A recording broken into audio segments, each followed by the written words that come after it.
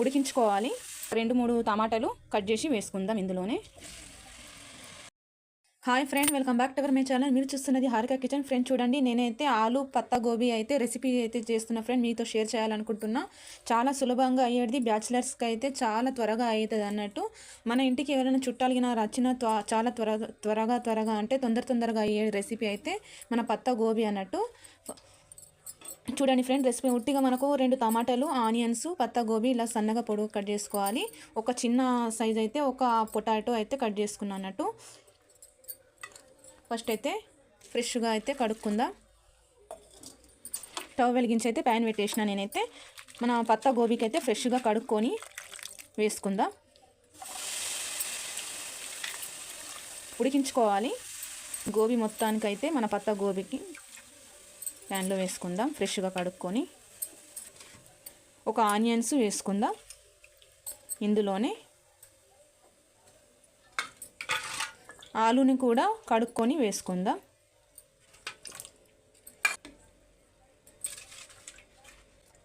ఒక 5 మినిట్స్ ఉడికిందాకా, ఆలు మెత్తగా పడ్డదాకా అయితే మనము ఒక గిలాసుడు వాటర్ వేసుకొని మూత పెట్టేసే. ఆనియన్స్ని వేసేసాం కదా, ఒక గిలాసుడు వాటర్ వేసుకుందాం.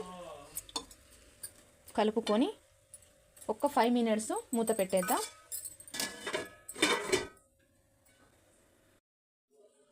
చూద్దాం. చూడండి, ఇలా 50% ఆలు ఉడికిందాకా ఉడికించుకోవాలి. మొత్తం అయితే ఉడకద్దు. ఇప్పుడు తీసేసి అయితే పక్కన పెట్టుకుందాం. కుక్కర్లో వేసుకుంటే ఇంకా చాలా త్వరగా అవుతుంది అన్నట్టు, తొందరగా అవుతుంది. బ్యాచిలర్స్కి అయితే ఉట్టిగా 50% ఉడికించుకొని దించేయాలి.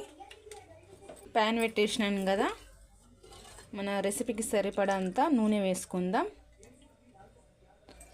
నేనైతే 1.5 వేసుకుంటున్నా. మీ రెసిపీకి సరిపడంత వేసుకోండి.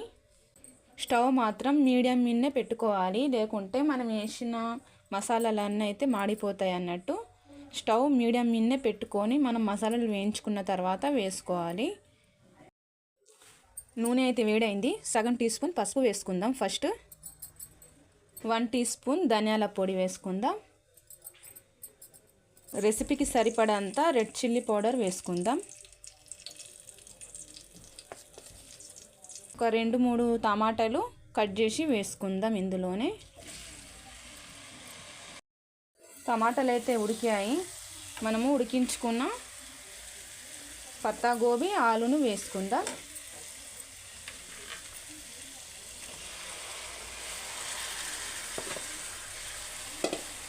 మంచిగా కలిసేటట్టు కలుపుకుందాం.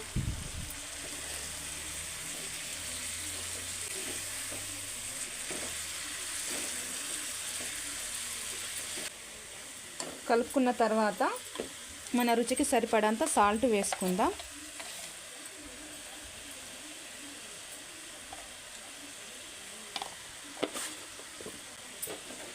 సాల్ట్ వేసుకున్న తర్వాత ఒక 5 మినిట్స్ దాని వాటర్ దానికి ఇనికిందాకా అయితే ఒక 5 మినిట్స్ మూత పెట్టేద్దాం.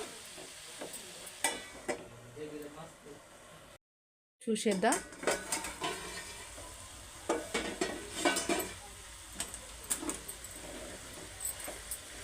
చూడండి, మన గోబీలోంచి పత్తా గోబీలోంచి వెళ్ళిన వాటర్ తోటే ఉడికిపోయింది అన్నట్టు.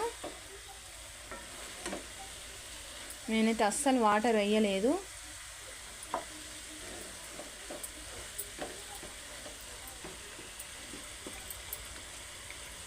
ఒక 2 పచ్చిమిర్చీలు, కొద్దిగా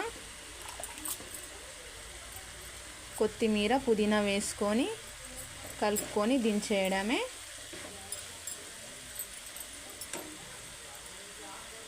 స్టవ్ అయితే ఆఫ్ చేసేద్దాం. చూడండి, మన ఆలు పత్తా గోబీ రెసిపీ మీకు నచ్చితే లైక్ చేయండి, కామెంట్ చేయండి, నచ్చిన వారు షేర్ చేయండి. ఓకేనా ఫ్రెండ్? మరిన్ని రెసిపీస్ గురించి కామెంట్ బాక్స్లో కామెంట్ చేయండి.